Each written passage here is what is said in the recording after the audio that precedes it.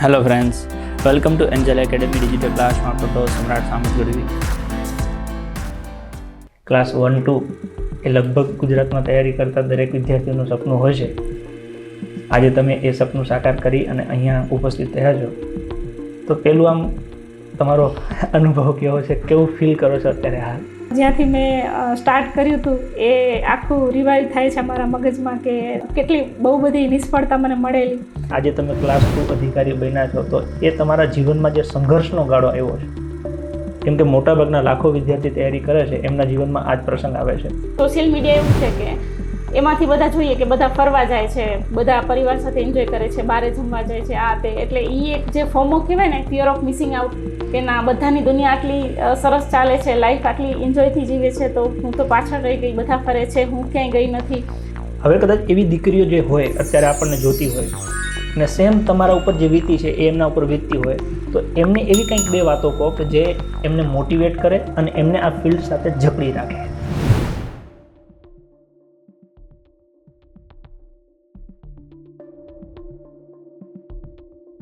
નમસ્કાર વિદ્યાર્થી મિત્રો, એન્જલ એકેડેમી પરિવારમાં આપ સૌ વિદ્યાર્થી મિત્રોનું હાર્દિક સ્વાગત છે.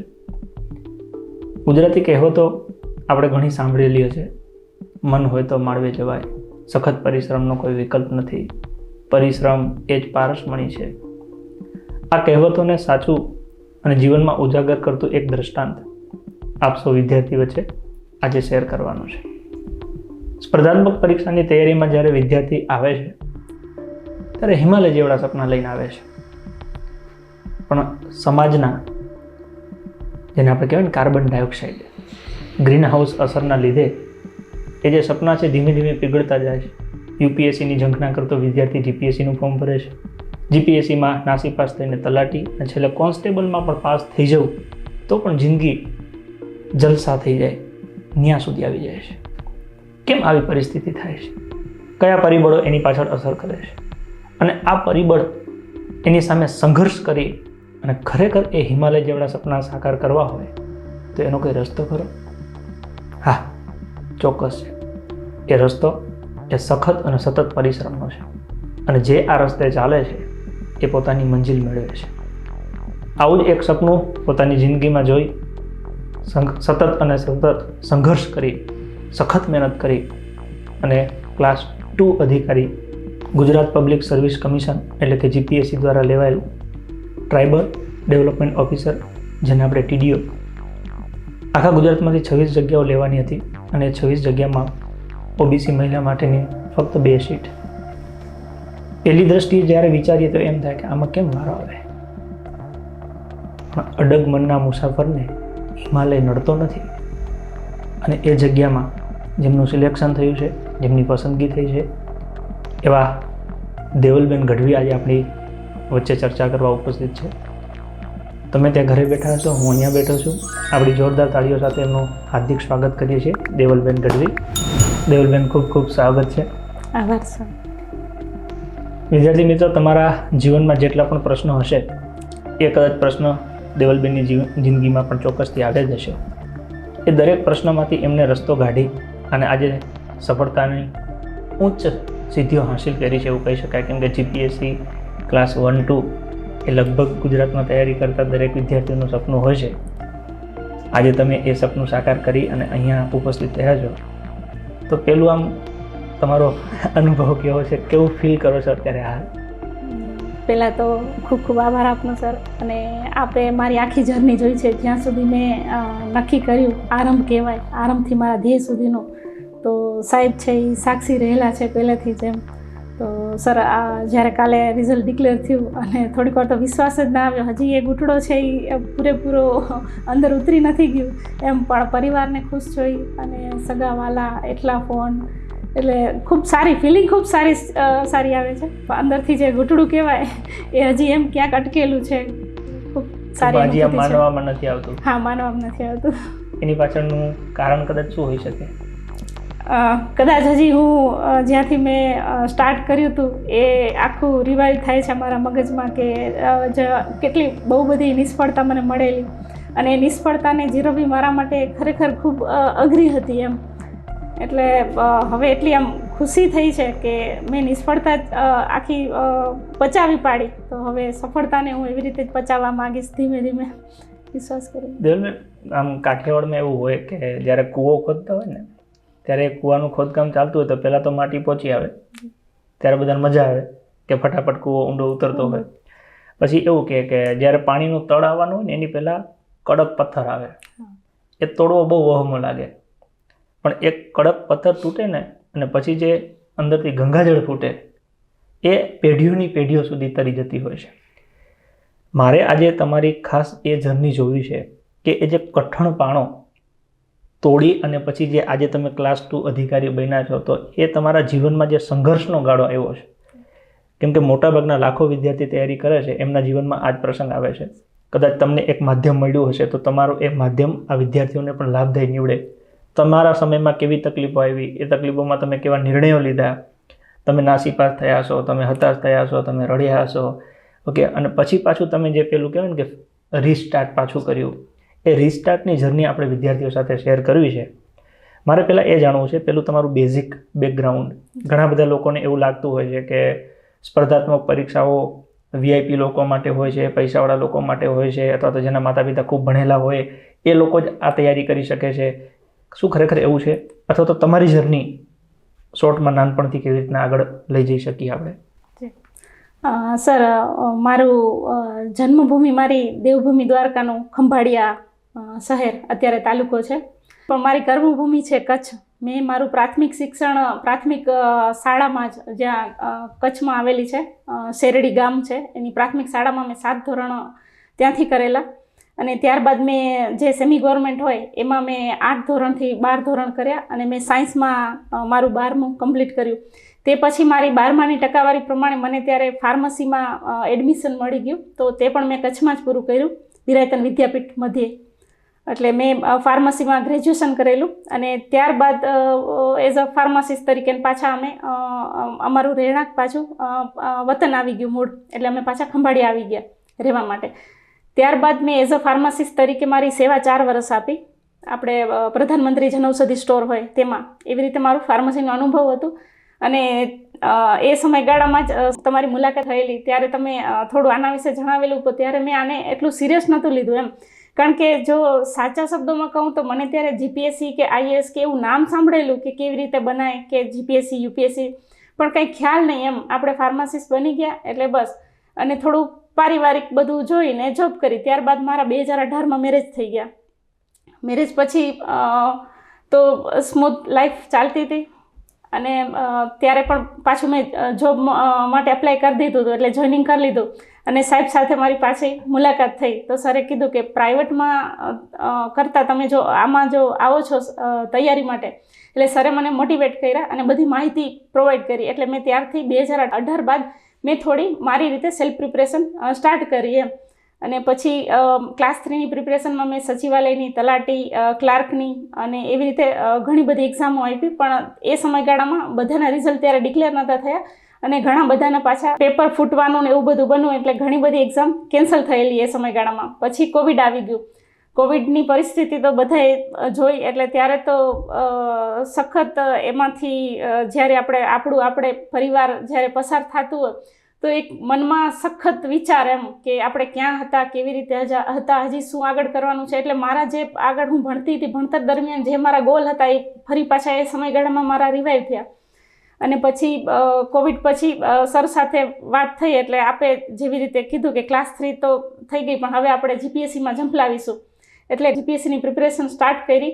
આ જર્ની મારા માટે ખૂબ લાંબી રહી અને પ્રિપરેશન દરમિયાન ઉતાર ચઢાવ પણ મેં ઘણા જોયેલા છે. મેં અત્યાર સુધી GPSCની 10 મેઇન્સ લખી છે અને ક્લાસ 3 અને સુપર ક્લાસ 3ની બીજી અલગ ફિલ્ડની પણ મેં ઘણી એક્ઝામ આપી. એમાં ક્લાસ 3 મેં ઘણી પાસ કરી, પણ ત્યારે એક મનમાં જે અધિકારીનો સર આમ જે સપનું જોયેલું અને એમ થયું કે નહીં, જો કરવું છે તો સારું કરવું છે. ને એવી રીતે જે ગાંઠ મેં તે સમયગાળા દરમિયાન જે મારા મનમાં વાળેલી, એ ગાંઠ મને ક્લાસ 3ની જોબ એટલું સેટિસ્ફાઈડ નથી થતી, એટલે મેં એકે જોબ લીધી નહીં એમ. અને ત્યાંથી એવી રીતે કર્યું. અને સખત નિષ્ફળતા એ મનોબળને તો 100% તોડવાની જ છે. એટલે ઘણીવાર સખત 10 મને સતત જીપીએસસી ક્લાસ 1-2ના 10 નિષ્ફળ પરિણામ એ જીરવવા મારા માટે ખરેખર અઘરા હતા. મેં ઘણી રાતો રોઈને કાઢી છે. ઘણા અને સમાજમાં કેવું છે કે હું જ્યાંથી આવું છું તો સંભળાવવાવાળા બહુ, અને પાછું મારા મેરેજને 6 વર્ષ થઈ ગયા એટલે સામાજિક દબાણ પણ વધી ગયું હતું. અને મારા સાસરી પક્ષને પણ એટલું સાંભળવા મળતું કે શું કરો છો તમે, તમારા ઘરના બહુ હજી ભણે છે તો એ જલસા જ કરે છે, કે ના, બધાને સંઘર્ષની ગાથા ખબર ના હોય અને હું બધાને ચોખવટ મારું પરિવાર કે અમે ના કરી શકીએ કે ખરેખર શું બાબત છે. હવે ક્લાસ 3માંથી જે રિલેટિવ કે બીજા બધા પાસ થઈ જાય એટલે એ પાછું પ્રેશર કરે કે આમ આ પાસ થઈ ગયા, આ પાસ થઈ ગયા, આ તો હજી તારું કેમ નથી થતું, તો ના થાય તો મૂકી દેવાય, એ જ ના કરવાનું હોય, બીજું ઘણું બધું હોય, પ્રાઇવેટ જોઈન કરી લેવાય. સર એટલા બધા દબાણ આવતા ને કે ઘણીવાર પછી રડ્યા સિવાયનું મેં એકે જવાબ આપેલું નથી, અને ખાલી બસ કાંઈ નહીં કે નથી, મારા નસીબમાં હશે ત્યારે મળી જશે. હું ત્યાં ચોખવટ નહીં, ક્લાસ 3ની આવી તો મેં એકે લીધી નહીં. જો ના લીધી તો અત્યારે મને કાલે એવું અહેસાસ થયું કે સર જેવી રીતે જ્યારે હું સંકટમાં કે જ્યારે મનોમંથનમાં હતી ત્યારે મેં સર પાસેથી ગાઈડન્સ લીધું કે સર આ એક્ઝામમાં હું પાસ થઈ ગયા, આમાં આટલાથી રહી ગઈ, ઘણા એવા રિઝલ્ટ છે કે 2-3 માર્ક્સથી 0.9 માર્ક્સથી એવી રીતે ઘણા બધામાં રહી ગયેલી. એટલે સરે મને ખૂબ મનોબળ આપેલું અને કહેલું કે તમારી મહેનત છે ને ક્યાંય નથી જવાની, એક તમારી નીતિમત્તા છે, સતત પરિશ્રમ છે, એનો કોઈ વિકલ્પ નથી. એટલે મેં એ સતત ચાલુ રાખ્યું. મારી મેરેજ લાઈફ, મારી પારિવારિક જવાબદારી, એમાંથી મારું ફેમિલીનું સપોર્ટ, મારા હસબન્ડનું સપોર્ટ મને ખૂબ જ હતું. મેં મારા સાસરા પક્ષે મને જે સામાજિક જવાબદારી હોય તેમાંથી મને મુક્ત જ રાખી અને મને ખૂબ ફ્રીડમ આપેલી, એટલે જ આપણે ભણી શકીએ. બાકી આ જર્ની મારા માટે ખરેખર અઘરી હતી, તો હું એમનો આભાર માનીશ કે એમણે મારા માટે ખરેખર ખૂબ સ્મૂથ કરેલી એમ. અને આ સિવાય જો હું મારી સપોર્ટ સિસ્ટમ કહું કે જેમણે મને દરેક પરમાં એમ મને સમજી શક્યા એવી રીતે, તો એક તો સાવંતભાઈ છે, એ ભાઈ, ગુરુ, મારા પરિવારના સ્વજન તો એ છે. આ સિવાય મારા ભાઈઓ છે, મારા હસબન્ડ છે, મારું પરિવાર છે, મારા મિત્ર છે, એમણે બધે ખૂબ, તો સર અહીંયાથી હું એમનો ખૂબ ખૂબ આભાર માનીશ કે તેમણે મને આટલું સપોર્ટ કર્યું, મારા ઉપર વિશ્વાસ રાખ્યું. વિદ્યાર્થી મિત્રો, દેવલબેને ફાર્મસી કર્યું. ફાર્મસી પૂરું કર્યા પછી એમને જોબ ચાલુ કરી. મારે એમની સાથે જ્યારે મળવાનું થયું ત્યારે મારી પાસે એક એવો ઓપ્શન હતો કે જે વ્યક્તિ ફાર્મસી કરી શકે, 10-12 કલાકની જોબ કરી શકે, એ વ્યક્તિ ગવર્મેન્ટ તૈયારી કરે, ગવર્મેન્ટ તૈયારી માટે પ્રિપરેશન કરે તો અધિકારી કેમ ના થઈ શકે. આ વસ્તુ સમજાવતા કદાચ મને 2 વર્ષ લાગ્યા દેવલબેનને કે તમે જે ફિલ્ડમાં છો એ ફિલ્ડ મૂકો, આ ફિલ્ડમાં તમારા માટે સારું છે. અંતે 2 વર્ષ પછી એમને જ્યારે નક્કી કર્યું કે મારે ગવર્મેન્ટની પ્રિપેરેશન કરવી છે, એટલે મેં નક્કી કર્યું તો ક્લાસ 3થી આપણે કરીએ. પહેલાં વ્યવસ્થિત ક્લાસ 3ની પ્રિપેરેશન કરો. લગભગ મને લાગે છે ત્યાં સુધી 6 મહિના વ્યવસ્થિત દેવલબેનને તૈયારી કરી. ક્લાસ 3નો કોર્સ ઓલમોસ્ટ કમ્પ્લીટ થઈ ગયો. ક્યારેક જે પરિસ્થિતિ થતી હોય, જે પરિસ્થિતિ જીવનમાં આવતી હોય, આપણને કદાચ દુઃખ લાગે કે મારી સાથે કેમ આવું થાય છે. તૈયારી કરી, લગ્ન પછી તૈયારી, સાસરા પક્ષેથી તૈયારી કરવી, અને એમાંય પરીક્ષાનું પેપર ફૂટવું, એટલે પેલું કહેવાય ને કે પડ્યા માથે પાટા જેવી ઘટના હતી. પણ એ સંઘર્ષમાં કે હવે પાછી પરીક્ષા ક્યારે આવશે, શું કરવું, ત્યારે મેં નક્કી કર્યું કે એક કામ કરીએ, આપણે હવે જીપીએસસી 1-2 તરફ પ્રયત્ન કરીએ. જીપીએસસી 1-2 માટે લગભગ 1.5 વર્ષ તૈયારી કરી. એમાંય પાછી કઠણાઈ એવી કે એકી હામટી તૈયારી ચાલુ કરી અને 4 મહિનામાં લગભગ 6 એક્ઝામ આવી. પ્રિલિમ્સ પ્લસ મેન્સ બને આવતી. પણ હવે એકે પ્રિપેરેશન પૂરી થઈ નહોતી, એક્ઝામો બધી સાથે આવી. એટલે મેં તો કાંઈ નહીં, આપણાથી જેટલું બેસ્ટ થાય એટલું બેસ્ટ આપો. જ્યારે તમે પ્રિપેરેશન કરતા હો અને તમારી સાથે એક સાથે મલ્ટિપલ એક્ઝામ આવે ત્યારે તમને મજા આવે કે મને ઘણો બધો અનુભવ પ્રાપ્ત થશે. પણ જ્યારે એનું રિઝલ્ટ આવે ને ત્યારે તમારે એ જે સહન કરવું પડે એ બહુ અઘરું હોય. કેમ કે એક રિઝલ્ટ ફેલ, બીજું ફેલ, ત્રીજું ફેલ. હવે ખરેખર જે તૈયારી કરે છે એને તો ખબર છે કે ભાઈ મારી પ્રિપેરેશન જ એવી થઈ નથી તો હું એકી હામટી કેવી રીતના પરીક્ષા આપી શકું. પણ મેં મારી જે સમજણ શક્તિ હતી એના આધારે બેનને એવી સજેશન આપેલું કે તમે તમારી રીતે પ્રિપેર થાઓ, એક વખત તમારે જે ફિલ્ડમાં જવું છે એનો અનુભવ લ્યો કે તમે જે વાંચો છો, તમે પ્રિપેરેશન કરો છો, એને એક્ઝામમાં કેવી રીતના તમારે અપિયર કરવાનું છે અને એમાં ત્યાં શું ખૂટે છે. ભલે આ વખતે આપણે કદાચ પાસ નહીં થઈએ પણ આપણને અનુભવ મળશે. એટલે આપણું લગભગ 1.5 વર્ષ એ ગાળો એમાં જ નીકળ્યો. હવે જ્યારે પ્રિપેર થઈ ગયા, તૈયાર થઈ ગયા, એમ થયું કે હવે પરીક્ષા આવે તો વાંધો નહીં, તો પછી પરીક્ષા ન આવે. હવે વળી પાછું એ 1 વર્ષ ગાઢવું, એટલે અમે લગભગ 2020ના ડિસેમ્બરથી કદાચ પ્લાન કર્યું. 21-22 2 વર્ષ નીકળ્યા, પછી 23-24. હવે 23માં તો લગભગ છેલ્લે દેવલબેન થાકી ગયા હતા કે હવે બસ એમ કે હવે જે મળે એમાં સંતોષ છે. એટલે મેં કીધું હવે એક લાસ્ટ છેલ્લું વર્ષ ડિસેમ્બર 2024 સુધી. 2024 સુધી તમે ખાલી બસ આ જે કર્યું છે ને એ સાચવી રાખો. ડિસેમ્બર 2024 પછી તમે છૂટા. આવી અમારી ફાઇનલ ગણતરી હતી.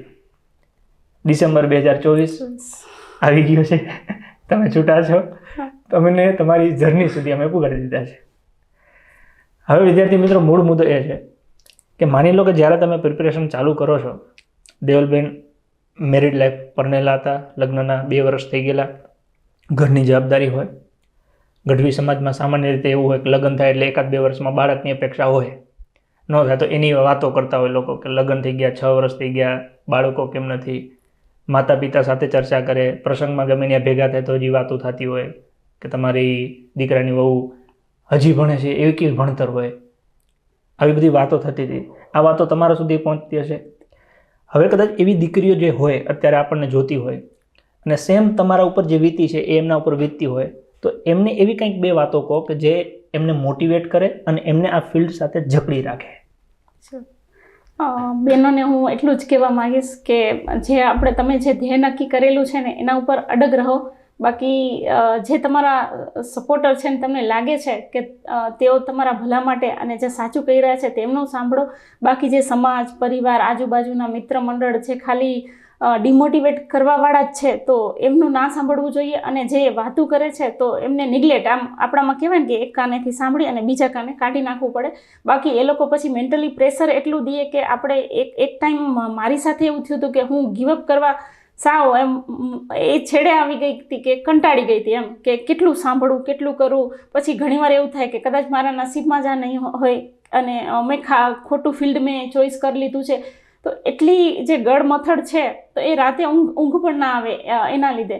પણ બહેનો તો ખાસ કે કેવું છે કે જો હૃદય બહુ જ ભરાઈ ગયું હોય ને તો રડી અને તેને ઠાલવી નાખવું, હળવું કરી નાખવું. પણ જે તમારા ધ્યેયને જે નક્કી કર્યું છે તો તેના ઉપર અડગ રહેશો એટલે જે કહેવાય ને કે તમારું ધ્યેય જો નક્કી હશે તો પછી બધી પરિસ્થિતિ અને બધા પરિબળ તમારા અનુકૂળ થતા જ હશે. અને જે પરિસ્થિતિ અને જે પરિબળ તમારા અનુકૂળ નથી તો તેને બનાવો. અમે નારી એ તો નારાયણી અને શક્તિનું સ્વરૂપ, એટલે અંદરથી જે શક્તિ છે એને જાગૃત કરવી જ પડશે.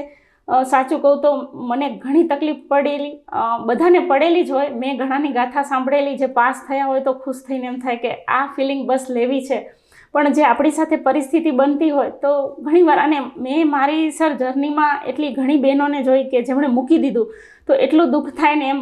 કારણ કે બધાને પરિવારનો સપોર્ટ નથી હોતો, ઘણાને મોટિવેશનનું ઓછું હોય છે, ઘણાને પારિવારિક જવાબદારી હોય છે. જેવી રીતે તમે કીધું કે જે લગ્નના અમુક સમય બાદ બાળકની આશા, તો મારી સાથે આ બધી પરિસ્થિતિ, પણ મારી સપોર્ટ સિસ્ટમ એટલી સ્ટ્રોંગ હતી કે હું આ બધામાંથી બચી શકી. પણ તમે એવી તમારી સપોર્ટ સિસ્ટમ છે એને ઓળખી પાડો, એને જ તમને તમારા સુધી પહોંચવા દો. બાકી જે બીજું નેગેટિવ અને જે વાતું કરવાવાળા છે તો બને ત્યાં સુધી તેમનાથી દૂર રહેવું. હું સાચું કહું તો મારી મેરેજ લાઈફના છેલ્લા 6 વર્ષ થયા મેં એકે પારિવારિક પ્રસંગમાં હું નથી ગઈ. નથી કોઈ એવી ઇવેન્ટ કે લગ્ન પ્રસંગ હોય કે કોઈનું મૃત્યુ થઈ ગયું હોય તો આપણે સાસરા જો મેરિડ હોય તો જવું પડે. તો એ બધામાંથી હું બચી છું કે જેથી કે જે એવી બુદ્ધિવાળા છે કે જેઓ ડિમોટિવેટ કરવાવાળા છે તો હું એમનાથી દૂર રહી શકી. એટલે એટલું બધું નેગેટિવ આપણે ના કરી શકીએ અને એક પોઝિટિવ વાતાવરણનો બહુ ફરક પડે છે. પ્લસ સરનું સતત ગાઈડન્સ એ મને અંદરથી મોટિવેટ કરતું હતું. મારા ઉપર થોડુંક મારામાં નેગેટિવ એ કે થોડુંક હું ડિમોટિવેટ જલ્દી થઈ જતી અને એક નેગેટિવ મારા વિચાર કે નહીં મારાથી નહીં થાય એમ. કે એક તો આપણે ગુજરાતીમાંથી આવતા, પ્લસ મારું ગ્રેજ્યુએશન અને મારી પ્રિપરેશનના ગાળો ઘણો રહી ગયેલો. ત્યારબાદ મેં 5 વર્ષ મારું જોબ કરેલું તો એ બધું રહી ગયેલું. તો એમાંથી પાછું રિવાઈવ કરી પાછું આગળ આવું કે નહીં હું કરી શકું છું. અને મારી જાત ઉપર જે વિશ્વાસ છે તો એ બંધાતાય મને વાર લાગી. પણ જો તમે નક્કી કરી લીધું છે ધ્યેય તો એના ઉપર તો તમે બન્યા રહો એટલે સફળતા તો 100% મળશે. જે મેં અનુભવ કર્યું છે, મારી આશા છે કે જે બહેનોએ નક્કી કરેલું છે એ બધી આ સફળતાની અનુભૂતિ લે.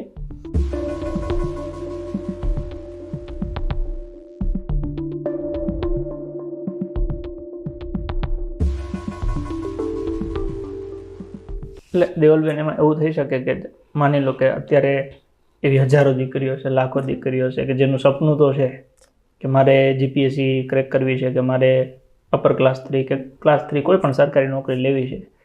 આ નક્કી થયા પછી તમે જે આ 4 વર્ષની જર્ની કાઢી, તો એ જર્નીમાં જે ચડાવ ઉતાર આવ્યા એવા આમને ખબર તો છે અત્યારે, જેમ કે સોશિયલ મીડિયાથી દૂર રહેવું, પ્રસંગોથી દૂર રહેવું, ઓલમોસ્ટ 10 થી 12 કલાકનું તમારું રીડિંગનું ટાઈમ ટેબલ, ક્લાસ હોય, ભણવાનું હોય. એ જ્યારે આ માણસ નક્કી કરે, વિદ્યાર્થી નક્કી કરે કે ભાઈ મારે આ બધું કરવું છે, તો પછી અમુક સમય પછી એ થાકી જાય છે કે પ્રસંગ કોઈક આવી ગયો તો ચલો કે હવે 2 દિવસ પ્રસંગ કરી લઉં, બીજું કંઈક તહેવાર આવ્યો તો કે હાલો ઉજવી લઉં.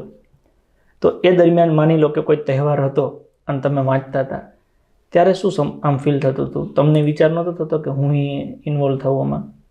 સર, મારી આ પ્રિપેરેશનના ઓલમોસ્ટ 4 વર્ષ, મેં ડિસેમ્બર 2020 એટલે 21 આવી ગયું હતું અને આ પાછું ડિસેમ્બર 2024 છે એટલે 4 વર્ષ કમ્પ્લીટ.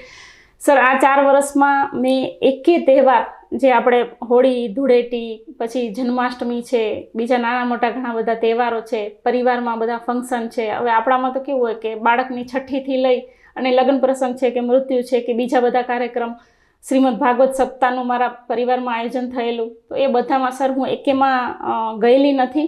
એટલે એ એક ટાઈપનું ભોગ્ય કહેવાય કે ના, મને મન હતું. અને ઓબ્વિયસલી કે વાર તહેવાર હોય અને જો આપણે એક ખૂણું પકડી અને વાંચતા હોઈએ તો અંદરથી થાય એમ. અને પાછું કેવું છે કે એક સોશિયલ મીડિયા એવું છે કે એમાંથી બધા જોઈએ કે બધા ફરવા જાય છે, બધા પરિવાર સાથે એન્જોય કરે છે, બહારે જમવા જાય છે, આ તે. એટલે એ એક જે ફોમો કહેવાય ને, ફિયર ઓફ મિસિંગ આઉટ, કે ના બધાની દુનિયા આટલી સરસ ચાલે છે, લાઈફ આટલી એન્જોયથી જીવે છે, તો હું તો પાછળ રહી ગઈ. બધા ફરે છે, હું ક્યાંય ગઈ નથી, પરિવાર સાથે એન્જોય કરે છે, અહીંયા ગયા ત્યાં ગયા. પણ પહેલાં મારું ચંચળ મન હતું એટલે થોડું એવું થઈ જતું કે નહીં બધું સાથે જોઈએ. અને અમુકને આપણે સાંભળીએ કે નહીં બધું કરવાનું, મોજમાં રહેવાનું. પણ ખરેખર એ મોજ અલગ છે. અને જે વાંચી અને સખત એમ છેલ્લા સર 2 વર્ષ થયા, જો દિવાળી જેવું બારે કદાચ ફટાકડાને એવું ફૂટતું હોય કે નવરાત્રિમાં ગરબા થતા હોય ને, તો મને એમ થાય ને કે આટલું મારે વાંચવું છે. એ વાંચતું ને તો બધા કહે કે ઓલી મોજ, પણ મને આમાં મોજ આવતી હતી. જે રીતે બધાની મોજની વ્યાખ્યા અલગ અલગ હોય, પણ એ સંતોષ થતું. અને જેમ જેમ આપણે જીપીએસસીમાં સર ખૂબ સરસ સિલેબસ, અને જીવનમાં મને મારા જીવનમાં એટલા બદલાવ આવેલા, જેમ કે એથિક્સ છે, પબેટ છે, અમુક સબ્જેક્ટ છે કે બંધારણ, એવું કેવું કે 12મા સુધી જે ભણ્યા એ ભણ્યા, પણ મારી લાઈફના આ સ્ટડી સાથે જે મેં ચેન્જ જોયા કે મારા એથિક્સ, વેલ્યુ, મારા જે મૂલ્યો છે એ એટલા સ્ટ્રોંગ થઈ ગયા કે મારું આખું વસ્તુ, પરિસ્થિતિ, ઘટના એ બધું જોવાનો મારો નજરિયો બદલી ગયો. એટલે કદાચ એક સમય એવું થઈ ગયું કે સખત નિષ્ફળતા મળતી ને તો મને એમ થયું કદાચ મને કાંઈ નહીં મળે ને તો મને ખબર છે કે હું એક સારી વ્યક્તિત્વ મારું બની ગયું છે. હું દરેક પરિસ્થિતિને બધા એંગલથી જોવા સક્ષમ બની ગઈ. અને એ હું મારી રીતે નથી, પણ મારા આજુબાજુવાળા જ્યારે કહે કે નહીં, જે આ બદલાવ છે એ ખરેખર એક એજ્યુકેટેડ જેવું લાગે છે કે નહીં, આજે આપણે ખાલી ભણતર કહીએ છીએ, ભણતરની પણ સાથે ગણતર છે, અને એમાં સફળતા મળી જાય એટલે સોનામાં સુગંધ જેવું છે. બાકી સોશિયલ મીડિયા એક નુકસાનકારક છે જો તમે એને ખોટી રીતે યુઝ કરો છો. મેં એમાં કોઈ વોટ્સઅપ કે જે મારી પાસે ટેલિગ્રામ કે મારા મોબાઈલમાં બધું હતું, પણ મેં મારા પછી યુઝ પૂરતું મને ખબર પડી ગઈ એટલે બધામાં મેં લિમિટેશન લગાવી દીધી કે જે બહારનું સોશિયલ મીડિયા મારા કામ સિવાયનું નથી, તો એ બધાથી હું દૂર હતી. પ્લસ હું સોશિયલ મીડિયાનો ઉપયોગ એવી રીતે કરતી કે જે ઇન્ટરનેશનલ રિલેશન છે, ભારતની વિદેશ નીતિ છે કે વૈશ્વિક ઘટનાઓ છે એ બધી, કે કઈ રીતે જે ઇફેક્ટ થાય છે, તો એક કરંટ પ્લસ સ્થિતિ, અને કેવું છે આપણને સામાજિક જે દર્પણ છે તો એ બધું સોશિયલ મીડિયાથી જાણવા મળી શકે.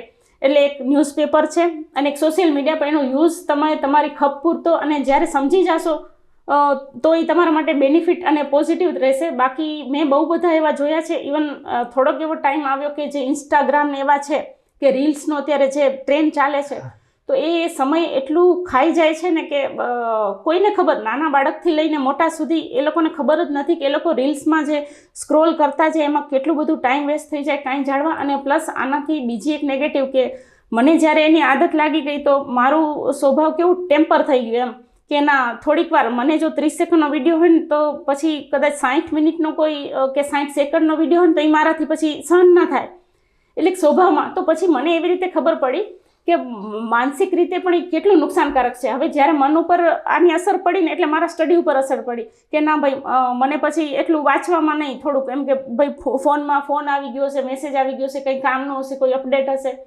એટલે 100% સોશિયલ મીડિયા તમારી માટે નેગેટિવ છે, તો એક તો એનાથી દૂર રહેવું જોઈએ. પ્લસ જો તમે કરંટ સાથે અટેચ રહેવા માંગતા હોય તો ન્યૂઝપેપર બેસ્ટ છે, પ્લસ ટીવી છે. પછી ફંક્શનને તો 100% મૂકવા જ પડશે, કારણ કે મેં મારી 4 વર્ષની જર્ની હતી. સારું કહેવાય કે 4 વર્ષે મને સફળતા જે કહેવાય કે એક હું સંતોષ એમ કે ના કાંઈક એવું પોઝિટિવ રિઝલ્ટ કહેવાય એમ. બાકી જર્ની તો લાંબી થશે એમ. અને અત્યારે કેવું છે કે સાહેબ બધાને તાત્કાલિક રિઝલ્ટ જોઈએ છે કે આ અમે તૈયારી કરી, બધા નક્કી કરીને એવું આવે છે તો એમ કે આ અમે તૈયારીમાં ઉતર્યા અને બસ 1-2 વર્ષમાં કે 1 વર્ષમાં અમને રિઝલ્ટ મળી જશે. બાકી ઘણા હશે નસીબવાળા, ઘણા મહેનતુ હશે, ઘણાનું ધ્યેય પહેલાંથી હશે કે જેઓ 10મા પછી 11મા 12મામાં એવી રીતે સબ્જેક્ટ પસંદ કરેલા હોય, કોલેજમાં એવી રીતે સબ્જેક્ટ પસંદ કરેલા હોય કે તેઓ આ તૈયારીમાં આવે. પણ જે અમુક મારા જેવા છે કે બીજા એવા છે કે જેમને આમના વિશે ખ્યાલ નથી અને પછી જે જમ્પ લાવવા માગે છે, તો લોંગ તમારી પ્રિપરેશન છે એમાં સતત અડ્યા રહો. જો 4 વર્ષ મારી લાઈફના આટલા વર્ષોમાં 4 વર્ષ હું કાઢી નાખીશ તો બીજા મારા જે વર્ષો છે એ એકદમ સફળતાવાળા રહેશે કે મને સફળતા મળી ગઈ એમ. એવી રીતે તો જે તમારું ધ્યેય છે તો કોઈ ટાઈમ લિમિટ ના બાંધો, પણ તમારા ઉપર વિશ્વાસ રાખો.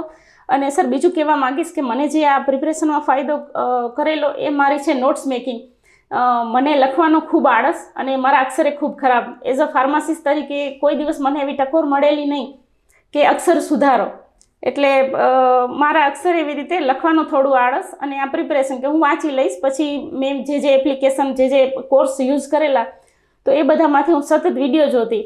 એમાંથી કેવું છે કે આપણે વિડીયો જોતા એટલે માઇન્ડ ભટકી જાય અને ઘણા વિચાર આવી જાય, ઘણી મન અહીંયા હોય ઘરે પહોંચી જાય, ક્યાં મનનું તો કેવું છે ચંચળ છે. એટલે પછી સરે જ મને કીધું કે તમે લખો. અને મેં મારી બધા સબ્જેક્ટની મેં 4 નોટ્સ લખેલી છે, સખત લખ્યું મેં. અત્યારે જો પ્રિલિમ્સ કે કોઈ પણ એક્ઝામ હોય ને એટલે 1 અઠવાડિયું બસ મારે એક વાર નોટ રિવાઇઝ થઈ જાય ને એટલે હું પીટી પ્રિલિમ્સ મેં બધી પાસ કરેલી છે. એટલે તમારું પોઝિટિવ પોઈન્ટ રહેશે કે નોટ મેકિંગ જે તમારી ખુદની લખેલી છે, તમારી સમજણવાળી છે. મારી નોટ બીજા કોઈ વાંચશે તો એને એટલું ખબર નહીં પડે, કારણ કે મારું પોતાનું જે કહેવાય તો એ છે એવી રીતે. એટલે નોટ્સ મેકિંગ તો ખૂબ ફાયદો કરે છે એમાં.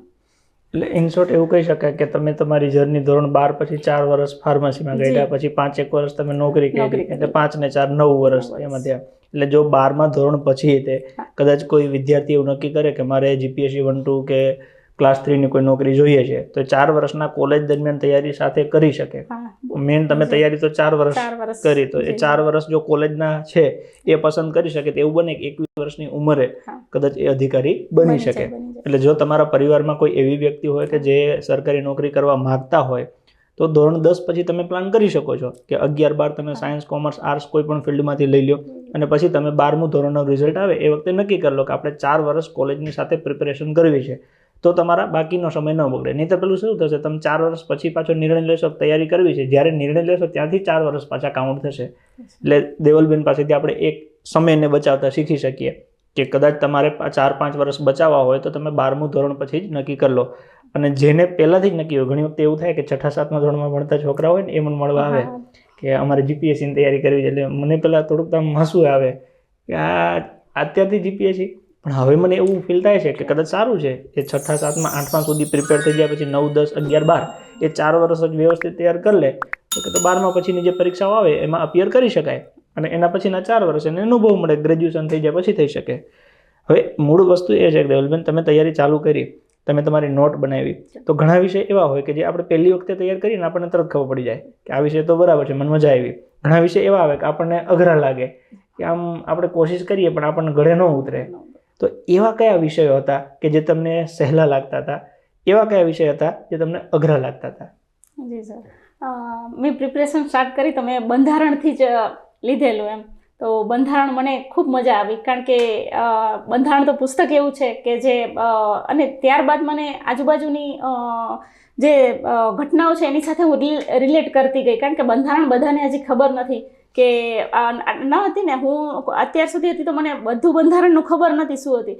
એટલે એ મારું પોઝિટિવ મને એટલું ગમ્યું. અને મારું એક એવી આદત કે જે સબ્જેક્ટ લઉં, જે મારી ફર્સ્ટ પ્રિપેરેશન હતી તો એમાંથી એવું કે એનું સ્ટાર્ટિંગથી કરીને એક આખું સબ્જેક્ટ મારે પૂરું કરી નાખવાનું. એટલે બંધારણમાં મને ખૂબ મજા આવી. ત્યારબાદ મેં કલ્ચર લીધું તો કલ્ચર મારું ફેવરેટ થઈ ગયું. એક અમે થોડું સંસ્કૃતિ પ્રત્યે મારું વધારે અને લોકસંગીત લોક સંસ્કૃતિ એવું મને ખૂબ પ્રિય. હું મારી નવરાશની પળોમાં એ બધું કરવાનું પસંદ કરું. એટલે એ પછી ઇતિહાસ બધા કહે કે બહુ લેન્ધી પડે, પણ મેં ઇતિહાસ કર્યો એટલે ઇતિહાસ મને ઇઝી લાગ્યું. મને એક તકલીફ પડી પહેલાં ઇકોનોમિક્સમાં કે ફર્સ્ટ ટાઈમ આવેલું મારું સાયન્સમાં ગ્રેજ્યુએશન અને ફાર્મસી ફિલ્ડ, એટલે ઇકોનોમિક્સ થોડું અટપટું લાગતું હતું. એટલે મેં એકવાર ખાલી મારી નોટ્સ બનાવેલી, એને હું સતત રિવિઝન, સર હું આમાં મેન શ્રેય દઈશ કે રિવિઝનને. મારી જે નોટ્સ હતી ને એનું અત્યાર સુધી નહીં થયું હોય તો 20 થી 25 વખત મેં રીડ કરી લીધી છે. અને અત્યારે આમ આંખો બંધ કરું તો મારી નોટ્સ છે એના મને પેજ આમ જે કહેવાય ને સાદૃશ્ય થઈ જાય તો એવી રીતે થઈ જાય છે. એટલે રિવિઝન તો એક મેઇન છે કે તમે એક તમારી નોટ્સ બનાવો એના રિવિઝન. બાકી જે મેઇન્સમાં સબ્જેક્ટ આવે છે તો એથિક્સ મારું ખૂબ પ્રિય, એને હું મારી સાથે રિલેટ, અને એ જે મને સારા મૂલ્યો કે સારા એક્ઝામ્પલ આપણે આદર્શ જેને જોઈએ તો મારું એમ કે કોઈ વ્યક્તિ આદર્શ ના હોઈ શકે, પણ જે સમયગાળામાં એણે લીધેલા નિર્ણયો કે એની વિચાર શક્તિ કે એ છે તો એ મારા આદર્શ રહેલા છે. બાકી આપણે આખું વ્યક્તિત્વ જેમ કે ગાંધીજીને કોઈ આખા પસંદ ના કરી શકે, એમની જે વિચારધારા છે તો એ આપણું આઈડિયલ બની શકે કે આ વિચારધારા. એટલે મેં એવી રીતે જ કર્યું કે જે એથિક્સમાં જે મહાનુભાવ આવતા હતા તો એમાંથી શીખવાનું. આપણે જે ધર્મ છે તો હિન્દુ ધર્મમાંથી, સનાતન ધર્મમાંથી, જેમ કે બધાની જીવની છે, રામ ભગવાન છે, કૃષ્ણ ભગવાન છે, તો એમાંથી તો એ બધું મેં અંદર કરી લીધું ને તો સર હું જે મારું આ ઇન્ટરવ્યૂ હતું તો મને એવું લાગ્યું કે જે મારા મૂલ્યો હતા, વેલ્યુ, એ ત્યાં મને ખૂબ ઉપયોગી નીવડ્યા. કારણ કે મારી એક વિચારધારા અને માન્યતા હતી તો એણે મારા નિર્ણય ઉપર મને ટકાવી રાખ્યો. અને કદાચ જે તે સમયે જે ઇન્ટરવ્યૂ પેનલમાં હતા તો એમની મને લાગ્યું કે ઈચ્છા એ જ હતી કે મારું મન ડગ્યું નહીં, જે મારા એથિક્સને મૂલ્ય હતા તો ત્યાંથી હું ફરી ના શકી. એટલે સબ્જેક્ટ બધા સારા હતા. થોડું ટાઈમિંગના લીધે કે એવું છે કે મેથ્સ આપણે મૂકી દેતા હોઈએ, મેઇન્સમાં થોડું ઇંગ્લિશમાં થોડું તકલીફ કે લેંગ્વેજ હોય તો આપણે જે લેમેન લેંગ્વેજ યુઝ કરતા હોઈએ અને ઇંગ્લિશમાં તો એ થોડું મને વધારે એક્સ્ટ્રા એમાં એફર્ટ્સ આપવા પડ્યા. બાકી સાયન્સ એન્ડ ટેક છે પણ એક એ વાર છે કે એકવાર મેં બધા સબ્જેક્ટ કરી લીધા પછી એમ થતું હતું કે ના બધા સારા છે. અને એક રિવિઝન કે હું સતત રિવિઝન ઉપર ખૂબ ધ્યાન દેતી કે નવું કરવા, એક્ઝામ આવી ગઈ છે તો નવું કરવા કરતાં હું રિવિઝન ઉપર વધારે કરતી ને બાકી જે કરંટ અફેર છે તો એને સતત એમાં સાંકળવાનો. તો એનો મતલબ આપણે વિદ્યાર્થી મિત્રને એવું કહી શકીએ કે જ્યારે તમે સિલેબસને ધ્યાનમાં રાખી અને બેસો ત્યારે તમે એને બાયફર્ગ્રેટ કરી નાખો કે કયા વિષય છે તમારા હૃદયની નજીક છે કે જે તમને મજા આવશે. ઓકે, એ વિષયને કદાચ પહેલાં પ્રાયોરિટી આપો જેથી કરીને તમારો એક બેઝ તૈયાર થઈ જાય. અને પછી જે નથી આવડતા અથવા તો તમને જે અઘરા લાગે છે, જે ખરેખર હોતું નથી, આ સંસારમાં કશું અઘરું નથી હોતું. તમે એક વખત નક્કી કરો કે મારે તૈયાર કરવું છે તો થઈ જાય, ખાલી જરૂર છે સમય આપવાની. તો જ્યારે તમે એને સમય આપવાનો શરૂ કરશો તો ધીમે ધીમે એ સરળ બનતા જશે. એટલે જે વિષય આવડે છે એને પહેલાં લઈ શકાય, એનું પુનરાવર્તન કરો, નથી આવડતા એને ધીમે ધીમે તૈયાર કરી અને એનું પુનરાવર્તન આવડે છે એના કરતાં વધારે કરવું. ઘણા વિદ્યાર્થીઓની એવી માનસિકતા હોય છે કે હું આ મૂકી દઉં, અમુક વિષય ટૂંકમાં મૂકી દઉં, તો એવું કરાય? ના સર, ના કરાય. મને બહુ બધાએ સલાહ આપી, કારણ કે જેવી રીતે સરે વાત કરેલી કે મારી એક્ઝામ હતી તો ત્યારે જીપીએસસીમાં ચેરમેન શ્રી દાસા સરનું પીરિયડ હતું તો એમનું તો એવું જ કે મને સર 3 મેન્સમાં ખાલી 20 દિવસ કે 21 દિવસનું ટાઈમ મળતું, એટલે નવા સબ્જેક્ટ આવે. પ્રિલિમ્સમાં એવી રીતે બહુ ટાઈમ નહોતું મળતું તો બધા એમ કહે કે અમુક સબ્જેક્ટ મૂકી દેવાના, કે જેમ કે મારા કોઈના નબળા હોય કે મેથ્સ મૂકી દો, રિઝનિંગ મૂકી દો, સાયન્સ એન્ડ ટેક મૂકી દો, તમે ઇકોનોમિક્સ મૂકી દો તો હાલે, તમે પીટી પાસ કરી લો. પણ મને આ થોડું શોર્ટકટ લાગ્યું. અને પ્લસ કે હવે જે સબ્જેક્ટ છે એમાંથી પૂરેપૂરા લાવવા એના કરતાં બધું, અને પાછા મેઇન્સમાં તો બધા આવવાના જ છે. હા, અને જીપીએસસીનું એક બહુ ખૂબ સારું છે કે એ સિલેબસ આપી દે છે એમાં ટોપિક વાઇઝ બધું. એટલે મારી હંમેશા આદત, મારી પાસે ક્લાસ 1 2 ની બધી જાહેરાતની કે સુપર ક્લાસ 3 ની બધી જાહેરાતની મારી પાસે પ્રિન્ટ હોય અને હું વાંચતી જાઉં અને 2 પેન રાખું. મારું જ્યારે પહેલી વાર સિલેબસ કમ્પ્લીટ થાય ત્યારે હું બ્લેક પેનથી એમ અંડરલાઇન કે ભાઈ હિસ્ટ્રી છે તો હિસ્ટ્રીનું આ બધું મારું વંચાઈ ગયું છે, અંડરલાઇન એવી રીતે. અને સેકન્ડ ટાઈમ હું રિવિઝન કરું ત્યારે રેડ પેન કે એવી રીતે રાખું. એટલે આમાં સબ્જેક્ટ સ્કીપ ના જ કરાય, કારણ કે એક ટાઈમે તમને અટકાવી દેશે. કારણ કે જ્યારે તમે ક્લાસ 1 2 ની મેઇન્સ આપવા જાઓ છો તો બધા સબ્જેક્ટમાંથી 5 ક્વેશ્ચન હશે 10 માર્ક્સના. એ હશે તો તમે સાયન્સ એન્ડ ટેક કે ગમે તમે જે કહો એ સબ્જેક્ટ તમે ઘણા કલ્ચર કરતા હોય, મેં સાંભળેલું છે જે મારા કોન્ટેક્ટમાં આવ્યા છે, તો ના કરાય. કારણ કે મેઇન્સમાં તો એ પછી 50 માર્ક્સનું અલગ પડી જાય, એટલે પછી ત્યારે જે તે ટાઈમે પછી ભેગું ના થાય. અને જો એક અધિકારી તરીકે જો એ સિલેબસ આપી અને જો બાયફર્ગેટ કરી અને બધું આપી દેતા હોય તો એમાં સ્કીપ કરવાનું તો આપી દે ને ઓપ્શનલ, એટલે એવું કાંઈ નથી. અને મહેરબાની કરીને આવી રીતે એકે સબ્જેક્ટ તમે મૂકવાનું ટ્રાય ના કરતા, નહીં પ્રિલિમ્સમાં કે નહીં મેન્સમાં તો નહીં જ થાય, કારણ કે એમાં તો ફિક્સ આપેલા જ છે કે 5 ક્વેશ્ચન લખવાના છે. એમાં કોઈ તમને ઓપ્શન નથી આપતા કે 10માંથી 5 લખો. હા, 5 જ લખો. હા, એટલે અને એક છે કે એકવાર ટાઈમ આપી અને આખું સિલેબસ તમે જો સ્ટડી કરી, નોટ્સ બનાવી કે જેવી રીતે તમને ફાવે છે એવી રીતે તમે એને પ્રિપેર કરી લ્યો છો ને, તો પછી બીજી વાર જ્યારે તમે કરો છો ને તો એનાથી ત્રીજા ભાગનું કે ચોથા ભાગનું ટાઈમ માંડ લાગે. એમ કહું કે હું મહિના દિવસમાં જો કોઈ સબ્જેક્ટ એક મેં પહેલી વખત તૈયાર કર્યું હોય તો પછી મને 2 દિવસ માંડ લાગે. અને હવે એવું ટાઈમ આવી ગયો છે કે 2-3 કલાકમાં હું રિવિઝન એક આખા સબ્જેક્ટનું કરી શકું છું. બરાબર.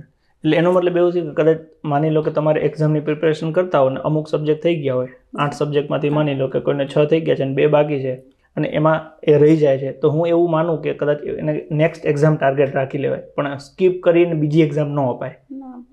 કદાચ એક વખત તમારે 6 સબ્જેક્ટ થઈ ગયા ને તમે એક્ઝામ આપી દીધી, હવે એમાં તમે રહી ગયા, નેક્સ્ટ એક્ઝામ આપી છે તો તમે ફરી એની એ ભૂલ ન કરો. ઓલા એના કરતાં 2 વિષય તૈયાર કરી લેવા સારા. ઓકે, પ્રિલિમ પછી આમાં તમારે ઇન્ટરવ્યૂમાં જવાનું થયું. સામાન્ય રીતે જે વિદ્યાર્થી મિત્રો ઇન્ટરવ્યૂમાં ના ગયા હોય એમને મારે એક આટલી નાનકડી ફ્રી એડવાઇસ છે. ઇન્ટરવ્યૂ તમારા જિંદગીનો સૌથી બેસ્ટ પાર્ટ હશે. મારા વ્યક્તિગત અનુભવ પ્રમાણે જીવનમાં સૌથી વધારે તમારે સંવાદ કરવાની ઈચ્છા, અંદરથી આમ જે લાગણી તમને પ્રગટ થાય એ ઇન્ટરવ્યૂમાં થાય. ઇન્ટરવ્યૂ જ્યારે પૂરું થાય ને ત્યારે હંમેશા સારા વ્યક્તિ જેને સારી પ્રિપેરેશન કરી છે એને એક જ વાતનું દુઃખ હોય કે ઇન્ટરવ્યૂ જલ્દી પતી ગયું. ખરેખર એવું નથી હોતું. તમારી અપેક્ષા હોય કે 20 મિનિટ ચાલશે, ઇન્ટરવ્યૂ 30 મિનિટ ચાલ્યું હોય, છતાં તમને એવું થતું હોય કે ઇન્ટરવ્યૂ જે છે એ થોડુંક વહેલું પતી ગયું, હજી વધારે ચાલ્યું હોત તો મજા આવત. તમારો ઇન્ટરવ્યૂ પર તેનો પહેલાંનો અભિગમ અને પતી ગયા પછીનો અભિગમ કેવો રહ્યો? સર, એક તો ફર્સ્ટ ટાઈમ ઇન્ટરવ્યૂ એટલે થોડું આમ અંદરથી ગભરામણ, પાછું મને થોડું એવું લાગે છે કે મારામાં થોડું સ્ટેજ ફિયર એમ. એટલે હવે ત્યાં તો પેનલ આખી હોય એટલે મેં સાંભળેલું કે પેનલ હશે, 4-5 જણા હશે, એટલે અંદરથી બીક. હવે જે ઇન્ટરવ્યૂના દિવસે થોડું મનમાં બીક અને એમ થાય કે શું પૂછશે, હું જવાબ આપી શકીશ નહીં આપી શકું. અને મેં ઘણાથી સાંભળેલું કે એવું, ને મેં મોક બી આપેલું તો એવું થતું કે હું જે અત્યારે જે બોલી ગઈ અને કેમ થોડીક વાર પછી મને યાદ આવે કે આ શબ્દો હતા, આ હતું, એટલે એટલી ગડમથલ કે આમ થોડું ગભરામણ, થોડી ધ્રુજારી. અને ખરેખર જ્યારે હું ઇન્ટરવ્યૂની પેનલમાં જ્યારે અંદર ગઈ અને ધીમે ધીમે થોડું પહેલાં તો હતું જ એમ થોડું, એટલે ધીમે ધીમે એટલું કોઓર્ડિનેટલી ત્યાં સામે પેનલ મેમ્બર પણ એટલા સ્મૂધલી એમ કે નહીં એ સમજી શકે કે થોડું ફર્સ્ટ ટાઈમ કે એવું એમને બી લાગ્યું હોય.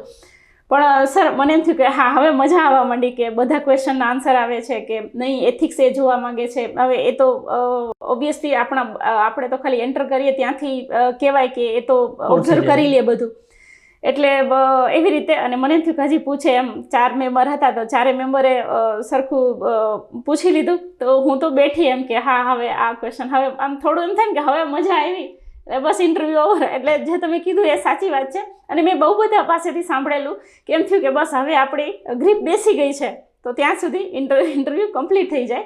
પણ એ એટલી વારમાં જ આપણું બધા જે કહેવાય કે બધા લાઈફના ફેસ કે આપણું જે ઓપિનિયન છે કે બધું એમાંથી જાણી લેતા હોય. એટલે ખરેખર જેટલી મને બીક હતી કે હું પહેલાં બહુ બીતી એમ કે મને બોલવામાં જે આપણે કહેવાય કે એકનું બીજું કે મને શબ્દ નહીં મળે, કે હું કદાચ એટલું એક્સપ્લેન નહીં કરી શકું જેટલું મને જાણકારી છે, જેટલું મને કહેવું છે. પણ ના, મારું ઇન્ટરવ્યૂ ખૂબ સારું ગયેલું. અને ઇન્ટરવ્યૂ બાદ એમ થયું કે હજી આ પૂછી લેત તો ના, હજી કદાચ વધારે લેત તો હું એના માટે પ્રિપેર હતી. એટલે નોર્મલી જ્યાં સુધી આપણે મંજિલે પહોંચ્યા ના હોઈએ ને, માની લો કે તમે ગુજરાતમાં સાપુતારા વિશે સાંભળ્યું હોય કે સાપુતારા ગુજરાતનું ગિરિમથક છે, ત્યાં ફરવાની મજા આવે, પણ તમે ગયા ના હો ત્યાં સુધી એ અનુભૂતિ ના થાય, અથવા તમને બીક લાગે. માની લો કે કદાચ તમે મારી જેવી વ્યક્તિ પાસે કહો તો હું તમને એવું કહું કે સાપુતારાના રસ્તા તો એકદમ ઊંચા છે, આપણને બીક લાગે, પણ તમે જાઓ તો તમને તો પછી એ થ્રિલની મજા આવે. એટલે ઇન્ટરવ્યૂ છે કે પ્રિપરેશન છે, પ્રિલિમ છે, મેન્સ છે, ઇન્ટરવ્યૂ છે, આ બધા ફેઝ એવા છે કે જ્યાં સુધી તમે ફેઝ ના કરો ને ત્યાં સુધી તમારી અંદર એક ડર હોય. આ ડર મોટા ભાગે બહારથી તમે સાંભળેલા હોય, અને એમાંય મોટા ભાગે એવા વ્યક્તિને સાંભળેલા હોય તમે જે પોતે નિષ્ફળ હોય. તમે સફળ વ્યક્તિને સાંભળશો ને તો એ ધીમે ધીમે ડર તમારો ઓછો થઈ જશે. એટલે બને ત્યાં સુધી સફળ વ્યક્તિનો સંગાત રાખવાની પ્રયત્ન કરવો, એમની સાથે બેસો, એમની સાથે કંઈક જાણવાની કોશિશ કરો, અને દરેક માણસને જો ભાઈ એક વસ્તુ નક્કી છે કે સફળ થવું હશે ને તો પરિશ્રમ તો કરવો જ પડશે. શોર્ટકટમાં સફળતા મળતી જ નથી. એટલે જે વિદ્યાર્થી મિત્રો તૈયારી કરવા માગતા હોય એ લોકોને એટલો તો મનમાં નક્કી કરી લેવું કે ભાઈ આ ફિલ્ડમાં આવ્યા છો તો 3-4 વર્ષ દેવા પડશે. અને આપણે ગુજરાતીમાં એવું કહેવત છે કે કોઈ પણ વ્યવસાય તમે શરૂ કરો ને તો એને 1000 દિવસ દેવાના. એટલે 3 વર્ષ તો થઈ ગયા. એટલે પછી એ 3 વર્ષે ખબર પડે કે ધંધો વ્યવસ્થિત સેટ થયો કે ન થયો. તો આ તો આખી પેઢીને સેટ કરવાની વાત છે. બીજું દેવલબેન એ મારે પૂછવું છે કે માની લો કે તમારી જર્ની શરૂ થઈ, તમારા મેરેજ થયા, જામખંભાળિયાથી તમે રાજકોટ આવ્યા, તમે ત્યાં જોબ શરૂ કરી, તમારા હસબન્ડ પણ ત્યાં જોબ કરતા હતા. પછી એ વખતે 2 ઓપ્શન હતા કે તમે જોબ કરો અને હસબન્ડ પ્રિપેરેશન કરે, અથવા હસબન્ડ જોબ કરે તમે પ્રિપેરેશન કરો. તો છેલ્લે એવું નક્કી થયું કે તમે પ્રિપેરેશન કરશો. તો એ દ્રષ્ટિકોણ તમને કેવું લાગ્યું? આમ મતલબ તમે કઈ નજરિયેથી જોવો છો એને? સર, જો સાચું કહું તો જ્યારે આ પરિસ્થિતિ આવી કે હું એઝ અ ફાર્માસિસ્ટ જોબ કરી શકું અને બીજી ગમે જોબ હશે તો હું કરી શકું, એટલે પછી મારા ને મારા હસબન્ડ વચ્ચે એક વાત થયેલી કે અમે બંને ગવર્મેન્ટ જોબ નહીં કરીએ. અને આમને થોડું મારા હસબન્ડને એવું કે ગવર્મેન્ટ જોબમાં નહીં, એમને બિઝનેસનો ને એવી રીતે વધારે શોખ, એમ પોતાનું એન્ટરપ્રેન્યોર. તો જ્યારે આ ડિસિઝન થયું કે મારે પ્રિપેરેશન કરવાની છે અને એ ત્યારે બીજી પ્રવૃત્તિમાં આર્થિક જે છે તો એમાં રહેશે, તો એક સમય એવું થયું કે જો હું નહીં કરી શકું તો, જો મારાથી નહીં થાય તો, અને જો હું વધારે વર્ષ ખેંચી લઈશ તો મારે કેટલું સાંભળવું પડશે. અને એક જે કહેવાય ને જવાબદારીનો બોજો, કે જે એક મારો નિર્ણય છે તો એના ઉપર અડગ રહેવું. એટલે એક રાત તો આખું એવું થયું કે મેં આ ડિસિઝન લીધું એ સાચું લીધું. ક્યાંક એમાં મારા હસબન્ડમાં એમાં વધારે હશે કે એ કદાચ પ્રિપેરેશન કરત તો કદાચ 2 વર્ષમાં એ કરી લે, તો એ પણ થયું. અને પછી આટલા બધામાંથી પછી નક્કી કર્યું કે હવે જો હું બોલી ગઈ છું અને મેં નક્કી કર્યું છે તો હવે જેવી રીતે સરે જ વચન લીધું હતું એમ, એટલે સરે જ આ ડિસિઝન લીધું કે અમારા 2માંથી કોણ પ્રિપેરેશન કરશે એવી રીતે. એટલે મેં હામી ભરી લીધી હતી. એટલે પછી એ જે હું કહું છું ને કે મારા મનમાં જે ગાંઠ બાંધેલી હતી કે ના ગમે એ થાય હું કરીશ જ એમ, કે ક્લાસ 1-2 એમ, તો એ ગાંઠ સર એ રાતે જ મારી બંધાઈ ગઈ હતી. કે અને હું કોઈ પ્રાર્થના કરું ને, હું આજથી કેમ માનું બધે, પણ એમ નહીં કે ભગવાન મને તાત્કાલિક પાસ કરી દે, એમ નહીં. હું મહેનત કરું છું, તમે મારા નસીબને થોડું થોડું સપોર્ટ કરતા રહેજો. એટલે એ પછી એમ કે ના ગમે એ થાય હું પ્રાર્થના કરું તેવી રીતે જેમાં ગાંઠ બાંધેલી છે ને એને મને સફળતા આવે ને ત્યારે જ એને છૂટવા દેજો, બાકી એને છૂટવા ના દેતા કે હું મારા ધ્યેયથી ફંગાઈ ના જાઉં કે પછી ગીવઅપ ના કરી દઉં.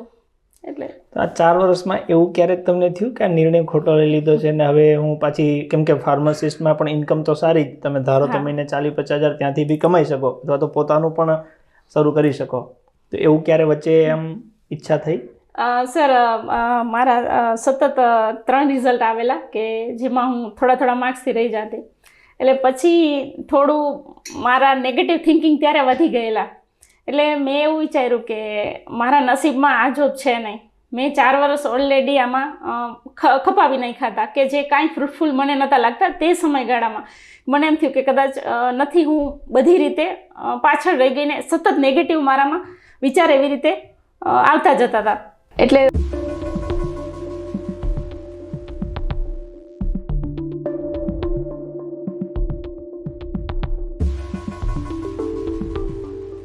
કોઈ રિઝલ્ટમાં પરિણામ નહોતું આવતું અને હું થોડા માર્ક્સથી રહી ગયેલી. ત્યારે એમ થયું કે મેં આ ખોટું ડિસિઝન લીધું અને ખરેખર મારે ક્લાસ 3ની જે મેં એક્ઝામ પાસ કરેલી તો ત્યારે મારે જોઈનિંગ કરી લેવું હતું. અને સર એકવાર તો એવું થયેલું કે મને એમ થયું કે હું મૂકી દઉં. એટલે મેં સખત રડી અને મેં મારા હસબન્ડને વાત કરી, મારી પરિવાર સાથે વાત કરી, મારા ભાઈ છે તો એમની સાથે વાત કરેલી કે હું મૂકી દઉં. મેં સરને વાત કરેલી કે હવે હું મારાથી લાગે છે નહીં થાય, હું ખાલી ટાઈમ લઉં છું, કદાચ બની શકે કે મારી નસીબમાં પણ નહીં હોય. એટલે એવું 1-2 વાર બનેલું કે હું સાવ નીચે બેસી ગઈ કહેવાય ને. એટલે પાછું એમાંથી જ જેને કહેવાય ને કે સર, મારું પરિવાર અને એમણે બધે મારે એમાંથી પાછી લઈ આવ્યા કે નહીં, તારામાં છે, જસ્ટ નેગેટિવ વિચાર એટ અ ટાઈમ આવતા હોય તો તેને કેવી રીતે આપણે પોઝિટિવમાં ફેરવવા અને નિષ્ફળતા જિંદગીનો એક ભાગ ગણી અને એને એની સાથે ચાલવાનો અને સફળતા સુધી પહોંચવાનો. તો વિદ્યાર્થી મિત્રો, ઘણી વખત એવું બને કે તમે જ્યારે સંઘર્ષ કરતા હો ત્યારે એવો રસ્તો આવે કે જેમાં તમે એકલા હોવ, તમારી પાસે કંઈ બીજી સગવડ ના હોય, કે આર્થિક રીતે તૂટી ગયા હો, માનસિક રીતે તૂટી ગયા હો, સામાજિક રીતે પ્રેશર વધતું જતું હોય અને સામે જોઈએ એ પ્રમાણે સફળતા મળતી ના હોય, તો એ વખતે એટલું તો યાદ રાખવું કે તમે જે પોતાની દૈનિક કાર્યમાં, તમારા જીવનમાં સવારથી લઈને રાત સુધીમાં તમે શું કરો છો? શું તમારા તરફથી એટલીસ્ટ એવા પ્રયત્ન થાય છે કે જે તમને પોઝિટિવ રિઝલ્ટ અપાવે? માની લો કે તમે સવારે 6 વાગે ઉઠ્યા, ત્યાંથી લઈને રાત્રે 12 વાગે ઊંઘ્યા છે, તો એ દરમિયાન તમે ઓછામાં ઓછા 12 કલાક વાંચ્યું હોય અને પછી અંદરથી તમને એવો ડર લાગતો હોય કે હું નાપાસ થઈશ, તો તમે એવું વિચારી શકો ને કે 12 કલાક વાંચીને કયો માણસ નાપાસ થાય? શું નાપાસ થવા માટે 12 કલાક મહેનત કરવી પડતી? 12 કલાકની મહેનત તમારે સફળ થવા માટે હોય છે. તો તમે આ તમારા ઘરે જીવનમાં જ્યારે તમને પણ એવું લાગે કે હવે હું તૂટી ગઈ છું, કે હવે હું તૂટી ગયો છું, હવે મારાથી નહીં થાય, તો તમારે તમારા પોતાના રૂટિનને ચેક કરો કે તમે એવું રૂટિન શું કરો છો કે જેનાથી તમે નાપાસ થાવ, અથવા તો તમારામાં હજી એવી કઈ ઉણપ રહી ગઈ છે કે જેને તમે હજી સુધારી શકો અને નેક્સ્ટ પોઝિટિવ પરિણામ તમે લાવી શકો છો. પ્રિપેરેશન કરતા વિદ્યાર્થીઓને દેવલબેન તમે કંઈક કહેવા માંગતા હો, કંઈક શુભ સંદેશ? જી સર, જે મેં અનુભવ કરેલું હું એમાંથી જણાવવા માંગીશ કે મારી પ્રિલિમ્સ, હું એક પ્રિલિમ્સ ફર્સ્ટ મારી હતી STIની પ્રિલિમ્સ. મેં પ્રિપરેશન સ્ટાર્ટ કરીને 1.5 મહિનો ને એ પછી મારી પ્રિલિમ્સ આવેલી. તો એમાંથી મને પાસિંગ માર્ક્સથી પણ વધારે હતા, પણ મારા નેગેટિવ બહુ થઈ ગયેલા. એટલે થોડો અફસોસ થયું કે નેગેટિવ માર્કિંગનું આઈડિયા ના આવ્યું કે મને એટલું નહીં. એટલે સરેને મેં બતાવ્યું કે મારે આવી રીતે થયું, એટલે મને નથી લાગતું કે હું આગળ કરી શકીશ, કારણ કે આ તો બહુ થોડું ઓલું થઈ ગયું. એટલે પછી કેવું કે સરે મને કેવડાવ્યું કે કયા કયા ક્વેશ્ચન હતા, આખું 200 માર્ક્સનું પેપર, એમાં મેં એનાલિસિસ કર્યું. એટલે આમાં મહત્વનું છે એનાલિસિસ. એટલે મેં મારા 200 ક્વેશ્ચન છે એમાંથી મેં સબ્જેક્ટ વાઇઝ અલગ કર્યા, એમાંથી મેં કેટલા કોન્ફિડન્સથી મેં લખેલા, મને આવડતા હતા એટલા મેં ટીક કરેલા, કેટલામાં મેં રિસ્ક લીધેલું, કેટલામાં મેં ખોટા કે ખાલી કરવા ખાતર કેટલા એવા હતા 50% વાળા હતા. એટલે દરેક પ્રિલિમ્સ પછી મેં સર એનાલિસિસ કરવાનું રાખેલું. હું મારી નોટ્સ બનાવતી. એક નોટ્સ હતી કે મારી આ પ્રિલિમ્સ આ તારીખે આ સમયગાળામાં લેવાની, એના મેં આમાં આ ભૂલ કરેલી અને આ મારા પોઝિટિવ નેગેટિવ. એટલે મારી જ્યારે પછી પ્રિલિમ્સ આવતી, એટલે પ્રિલિમ્સ પહેલાં હું એમ મારી જે બુક હતી ડાયરી, તો એ વાંચી લેતી કે સાચી વાત છે આ એક્ઝામ હતી તો મારું બંધારણ સ્ટ્રોંગ છે, કે મારું કલ્ચર સ્ટ્રોંગ છે, મારું હિસ્ટ્રી સ્ટ્રોંગ છે, પછી મને ઇકોનોમિક્સ પણ ખૂબ ફાવી ગયું. તો એવી રીતે પછી મારા કયામાં વધારે માઇનસ થયા, કયામાં એ. તો એનાલિસિસ આમાં સર મને એવું લાગે છે મારા અનુભવ પરથી કે મને એનાલિસિસ આમાં ખૂબ ઉપયોગી થયું, કે જે સળંગ પછી બધી પ્રિલિમ્સમાં હું પાસ થતી ગઈ અને ખૂબ એમાં સારા માર્ક્સ આવતા. જોકે પ્રિલિમ્સના માર્ક્સ ક્યાંય ગણાતા નથી. એવી જ રીતે મેં મેઇન્સમાં એનાલિસિસ કર્યું કે મેઇન્સમાં મારે ક્યાં ભૂલ થાય છે, મારા અક્ષરનું કેટલું એમાં છે, કયા શબ્દ એવા છે, કેવી રીતે એનું પ્રેઝન્ટેશન છે, કે થોડું એવું બને કે ટાઈમ મેનેજમેન્ટમાં મેઇન્સમાં થોડું તકલીફ પડે. એટલે એમાં ટાઈમ મેનેજમેન્ટમાં કઈ રીતે ક્વેશ્ચન અટેન્ડ કરવા, થોડા વિડીયોઝ, તો એના માટે મેં સ્પેશિયલ અલગથી બુક બનાવેલી કે શું શું ધ્યાન રાખવાનું. પ્લસ કે આમાં પ્રિલિમ્સ માટે નોટ્સ મેકિંગ અને મેઇન્સની નોટ્સ મેકિંગ એ બે અલગ છે, થોડી અલગ છે. કે એવી રીતે કે મેઇન્સમાં જે તમારે એનાલિટિકલ ક્વેશ્ચન આવે છે કે ફેક્ચ્યુઅલ આવે છે, તો એને કેવી રીતે, એટલે એમાં નોટ્સ મેકિંગ પ્લસ તમારું જે ભૂલ છે તો ભૂલમાંથી શીખ લેવી એ ખૂબ જરૂરી છે. બાકી તો આપણે કેવું ભૂલમાંથી ભૂલ જ કરતા જ રહીશું તો એમાં કાંઈ સુધારો નહીં થાય. આપણને લાગે કે આ વખતે વધારે ખાલી આમાં સર એવું છે કે ખાલી વાંચન નથી જરૂરી, કે આપણે બસ વાંચતા જઈએ, એક બુક પૂરી કરી બીજી. પહેલાં તો જો તમે સ્ટાર્ટિંગ પ્રિપરેશનમાં જ્યારે ઉતરો છો તો એક તમારા જે પુસ્તક છે, જે બુક્સ છે, તો એને તમે ફાઇનલાઇઝ કરી શકો કે આટલી જ મારી બુક છે. એક કહેવાય છે ને કે તમે એક બુકને 1000 વાર વાંચો કે 1000 બુકને એક વાર વાંચો, તો એ બંનેમાંથી ફાયદો એ થશે કે તમે એક બુકને 1000 વાર વાંચો, કે એ તમારી સ્ટ્રોંગ થઈ જશે. બાકી કેવું છે કે અત્યારે જે જનરેશન અમે જે પ્રિપરેશન કરતા હતા એમાં ઘણા એવા હતા કે સખત આ ક્લાસીસનું મટીરિયલ સારું, અહીંયાથી સારું, આ વિડીયોઝ સારા, આને ફોલો કરશે, GPSC-વાળા UPSC-માં જમ્પ લાવીને ત્યાંથી નોટ્સ લઈ આવશે, બુક લઈ આવશે. નો ડાઉટ સારું છે તો તમે જુઓ, એને ટીક કરો, એની અલગથી બુક બનાવો. બાકી તમારું એકવાર જ્યારે મટીરિયલ ભેગું થઈ જાય છે, જે તમારી બુક્સ છે, નોટ્સ છે, કોઈ એવું સોર્સ છે, એક જ સોર્સ છે, જો તમે ન્યૂઝ IR માટે કે ગમે તે માટે કરતા હોય તો એનું સોર્સ પણ એક ફિક્સ રાખવાનું. એટલે તમારા પહેલાં જ્યારે સિલેબસ પ્રમાણે તમારી એક બુક મટીરિયલ બધું ફિક્સ થઈ જાય, પછી તમે જે એક્ઝામ આપો છો તેમાંથી કઈ ભૂલ થાય છે એ એનાલિસિસ કરો અને તેમાંથી મટીરિયલ તમારું સાચું જ છે એ થોડું જોઈ લેવાનું કે કેવી રીતે એમાંથી પૂછાય છે. ખાલી ખોટું મટીરિયલ ભેગું નહીં. મારે સર પહેલાં એવું થયું હતું કે મેં પ્રિપરેશન કરી તો મારી પાસે મટીરિયલ વધી ગયું, એટલે મને પહેલી એક્ઝામમાં જ ખબર પડી ગઈ કે મેં ખાલી ખોટું જે મટીરિયલ છે મેં વધારે રાખેલું છે, કે જે નથી જરૂર. કોઈ પણ સબ્જેક્ટ માટે એક ફિક્સ મટીરિયલ હશે. તો મેં એને બીજી એક્ઝામ ટાઈમે જ મેં મારું મટીરિયલ ફિક્સ કરી નાખેલું અને એમાં મારી પોઝિટિવ કે મારી જે મેન હતી કે એ વાંચ્યા પછી જ મને થોડું આત્મવિશ્વાસ વધે કે હું પ્રિલિમ્સ કે ગમે એક્ઝામ પાસ કરી લઈશ, એ મારી નોટ્સ હતી. અને સખત એ નોટ્સને અપડેટ કરતા જવાનું કરંટના સોર્સ સાથે. તો પહેલું તમારું જે સોર્સ છે એ, પ્લસ એક ટાઈમિંગ છે કે તમારું ટાઈમિંગ એક ફિક્સ કરી નાખવાનું કે આટલા ટાર્ગેટ પ્રમાણે ઘણા કરતા હોય કે નોટ્સ બનાવતા હોય કે નહીં મને આટલું વાંચવાનું છે, આ છે એવી રીતે. તો ટાર્ગેટ વાઇઝ જે દિવસના 10 થી જો જે ઘરથી દૂર રહી અને પ્રિપરેશન કરે છે તો એની માટે પ્રિપરેશન સિવાય બીજું કંઈ કામ જ નથી. તમે જમવાનું છે, આરામ કરવાનું છે, નાવા ધોવાનું બીજી થોડી એવી પ્રક્રિયા છે, બાકી તમારે આરામથી તમે 10-12 કલાક કે એનાથી વધારે ઘણા એવા મેં જોયેલા છે કે જે 15-16 કલાક પણ પ્રિપરેશન કરે છે.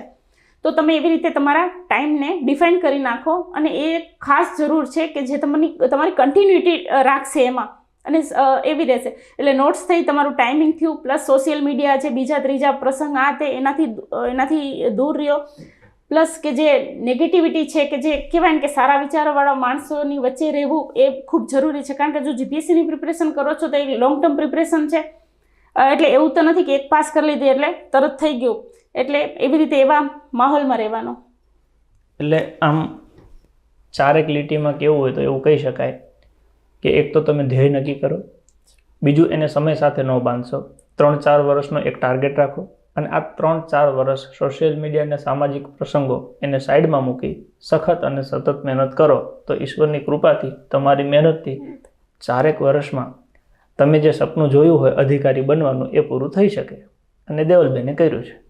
હવે આજે તમે જ્યારે તમારું નામ આવી ગયું, આખા ગુજરાતમાં 26 જણા લેવાના હતા, એમાં તમારું નામ છે. ઓબીસીમાં 2 બહેનો, એમાં તમારું નામ છે. ઘણી વખત આપણને બીક લાગે કે આખા ગુજરાતમાં 2માં મારું નામ કેમ આવે, પણ ક્યારેય લોકો એવું નથી વિચારતા કે 2 જોઈએ છે, હું તો એક જ છું, તો એક તરીકે મારું નામે આવી શકે. રિઝલ્ટ આવ્યા પછી તમારા પરિવારના, તમારા હસબન્ડના, તમારા સાસુના, મમ્મી પપ્પા, ભાઈઓના, એમના રિસ્પોન્સ કેવા હતા? ને એ એક જે આ 4 વર્ષ જે સહન કર્યું, તમે મહેનત કરી, આ બધાએ કંઈક ને કંઈક સહન કર્યું, જે લોકો સહન કરવા માટે મજબૂર કરતા હતા એ લોકોને ફોન તો આવવાનું ચાલુ થઈ ગયા છે. તો હવે એ અનુભવ કેવો રહ્યો? સર, કાલે 8 વાગ્યાની આજુબાજુ હું તો રસોઈ બનાવતી હતી તો ફોન એવી રીતે કે રિઝલ્ટ આવી ગયું. મારો કઝિન છે તો એણે ફોન કરેલો, એટલે મારા તો રોટલા બનાવતી હતી એટલે હાથમાંથી રોટલો પડી ગયો. મેં કીધું ભાઈ તું સરખું ચેક કર, ક્યાંક તું એવું નથી બનતું ને કે અનસક્સેસફુલના લિસ્ટમાં મારું નામ જોતો હોય. કારણ કે મેં મારું હંમેશા નામ એમાં જ જોયેલું અનસક્સેસફુલમાં. એટલે મેં કીધું તું પેલા એમાં જો, ખાલી ખોટું ના કર. કે ના બેન મેં જોયેલું સરખું. એટલે સર અને પછી સતત હજી મેં હાથે નહોતા ધોયેલા એટલે મેં મારું રિઝલ્ટ 8 વાગે આવી ગયેલું, મેં મારું લિસ્ટમાં નામ મેં 10 વાગે જોયેલું. કારણ કે નહીં હોય તો 100-150 ફોન આવી ગયા, એટલા મેસેજ હું ઓળખતી નથી ત્યાંથી ફોન આવેલા જે મને કહેતા હતા કે આ ખાલી ખોટું છે, આમાં મહેનત જોઈએ. હવે બધાએ આ મહેનત જોઈ ના હોય એટલે મને બહુ સલાહ દેવાવાળા કે આમાં છે ને વાંચવું પડે, મહેનત કરવી પડે. એટલે જે પાસ થઈ જાય ને એમના સગા એમ કે અમારું જે ભાઈ કે બેન એવી રીતે છે ને તો એ મહેનત કરતા હતા ને એટલે પાસ થયેલા. પછી કાલે ફોન કરીને કહેતા હતા કે અમે તો કહેતા જ હતા કે બેનની મહેનત બહુ છે દેવલબેનની એટલે પાસ થવાના જ છે. એટલે કાલે તો કેવું છે ને મારા હસબન્ડે ખૂબ એમ થોડું બધા ફેમિલી આખું ઇમોશનલ થઈ ગયું. થોડું મને એમ થયું કે ના હવે કાંઈક એમ, એટલે એ લોકોની ખુશી જોઈ અને મને થોડી ખુશી વધારે થઈ. બાકી બધાના હાવભાવ થોડીક વાર ઇમોશનલ મોમેન્ટ છે.